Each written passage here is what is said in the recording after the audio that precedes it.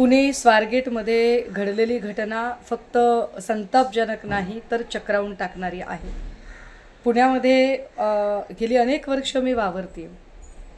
15 वर्षांपूर्वीचंच पुणे आणि आत्ताचं पुणे यात प्रचंड फरक जाणवत आहे.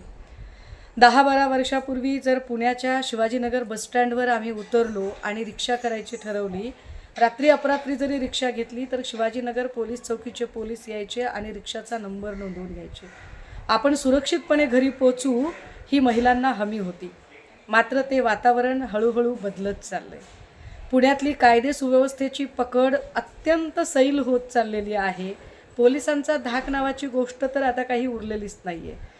वारंवार हा प्रश्न उपस्थित केला जातो की पुण्यातल्या ज्या गर्दीच्या जागा आहेत, विशेषतः शाळा, कॉलेज, बसस्टँड आणि रेल्वे स्टेशन, इथे पोलिसांची अधिकची गस्त वाढवली पाहिजे.